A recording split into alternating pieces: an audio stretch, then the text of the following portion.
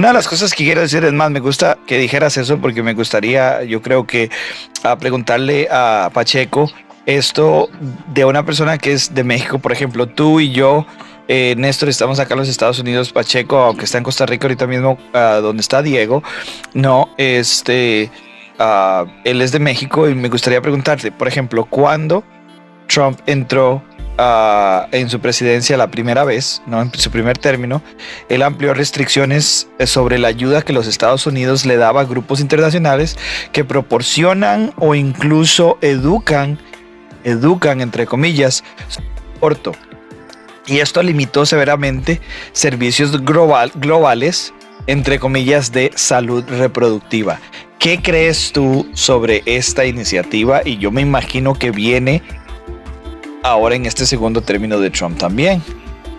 Sin duda, tú y yo sabemos que la influencia de Estados Unidos sobre los países del mundo es altísima. No solamente tiene una cultura de exportación de la cual todos bebemos, sino que obviamente la influencia que él tiene económicamente sobre los demás rige en algunos casos desde la oficina global el modelo político, la política interna de los países. Y obviamente Trump, al ser una persona que se considera de alguna forma conservadora, tiene una influencia sobre los países. Nosotros, siendo vecinos de Estados Unidos, por supuesto que tiene una repercusión no solamente en el aspecto económico, en la forma que nosotros dirigimos la economía, sino en aspectos tan sensibles como ese. Y eso es valorable, por supuesto.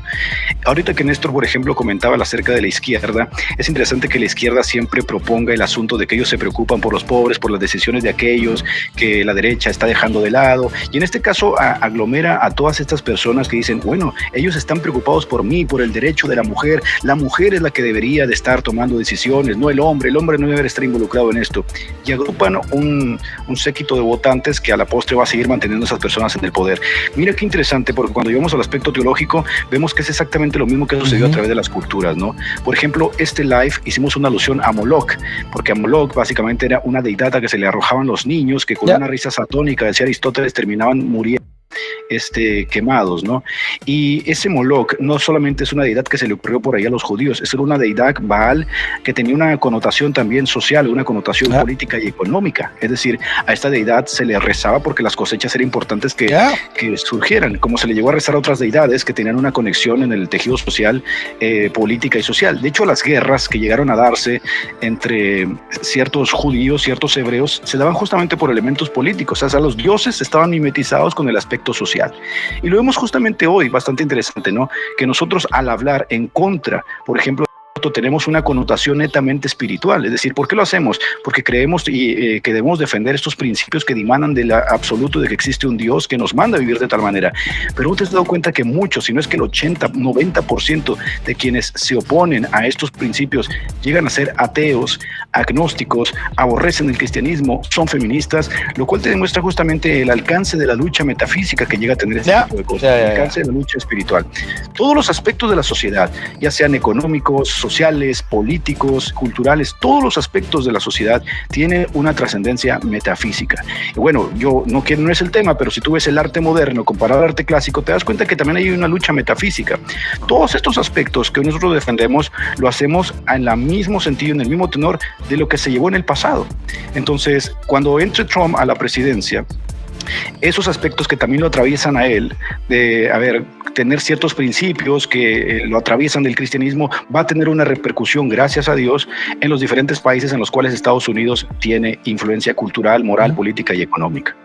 Me parece muy curioso un comentario que se acaba de hacer que dice acá, déjame ver si lo puedo leer en voz alta, dice: ustedes se enamoran demasiado rápido de los políticos, y esto más bien es risible, ¿no? Obviamente la falta de entendimiento de lo que está detrás de esto que estamos haciendo. Nosotros estamos hablando de que no son los políticos lo que nosotros simplemente estamos apoyando a todo un equipo de legisladores, ¿no? Que van a tomar decisiones que van a repercutir en el futuro.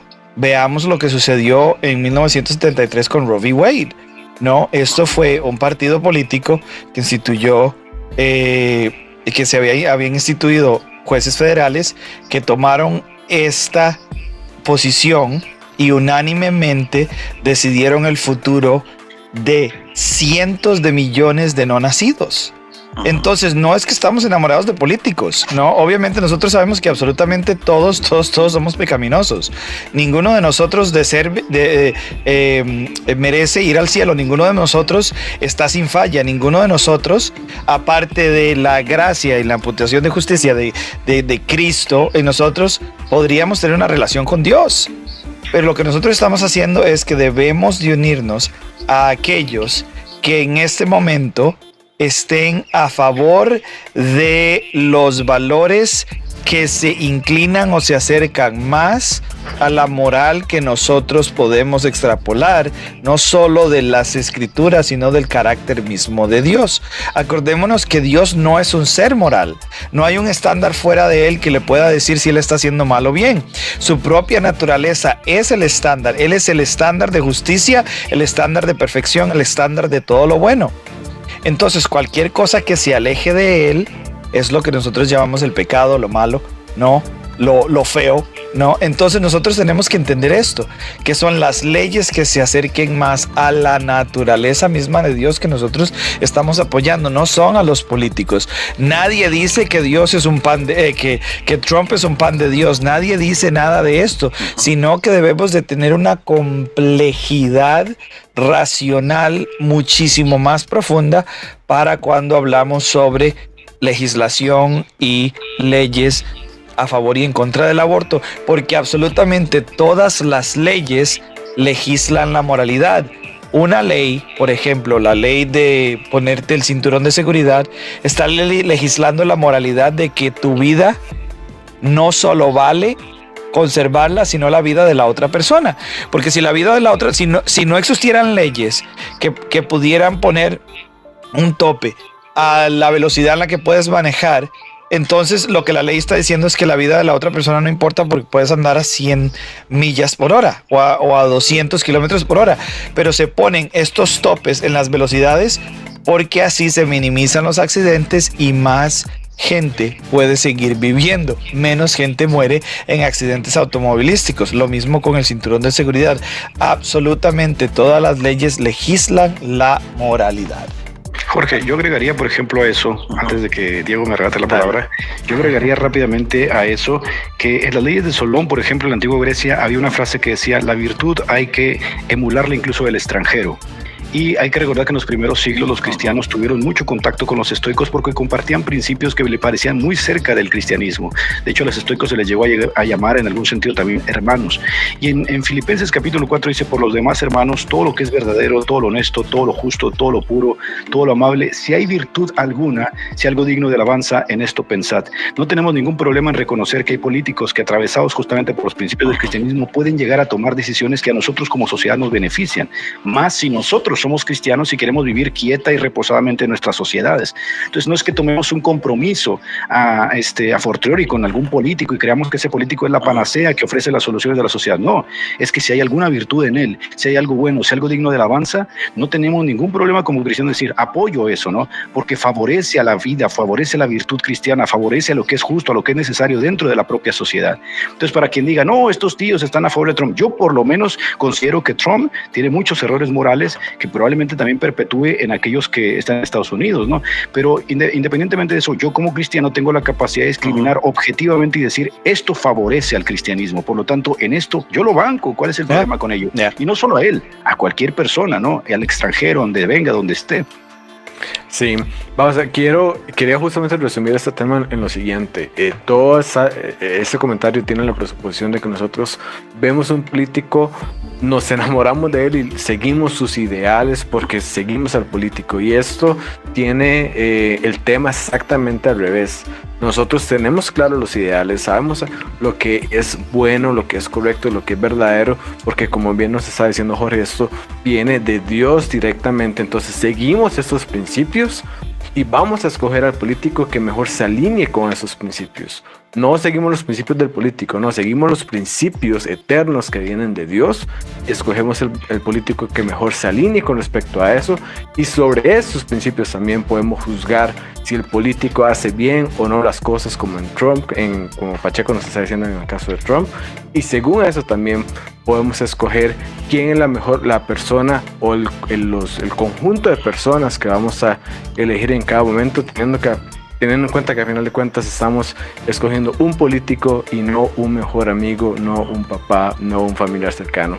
Es un trabajo y se va a escoger la persona que mejor cumpla la descripción del trabajo con base en los objetivos eternos que ya tenemos claros. Déjame decir una cosita rapidito ahí. Yo no soy trumpista, pero entre Kamala Harris y Donald Trump, yo elijo a Trump. Porque yo recuerdo muy bien cuando en el 2021 se asumió la presidencia Joe Biden, inicia la administración Biden. ¿Saben quiénes fueron los primeros que se dieron a festejar? Planned Parenthood. Una de las más grandes multinacionales. La sucursal de Moloch. Claro, ahí está el culto, ahí está el estatua de Moloch. Entonces, yo cuando analizo, yo tengo que analizar, yo tengo los criterios en base a la fe y a los principios que sostengo como cristiano. Yo no creo en el mesianismo político, pero cuando yo veo a un candidato que defiende la vida y tiene un equipo que defiende la vida, porque eso es otra cosa, yo entonces digo, me lo banco, vamos a trabajar. Yo creo que esta parte está bien, sin hacerme el ciego a los excesos y los problemas personales que tenga ese sujeto. Entonces yo no creo en mesías políticos, yo no soy trumpista, pero yo sí creo que una administración que haya tenido ya un historial defendiendo los derechos correctos reproductivos, no estos derechos estúpidos reproductivos que a veces se utilizan como una excusa para justificar el genocidio de infantes, bueno, por supuesto que yo digo, defiendo esto, y el día que ese mismo político contravenga esos principios, el primero que sale a la calle a decir esto está mal, soy yo. Así que nada tiene que ver con ser trumpista o algo así. Me gustaría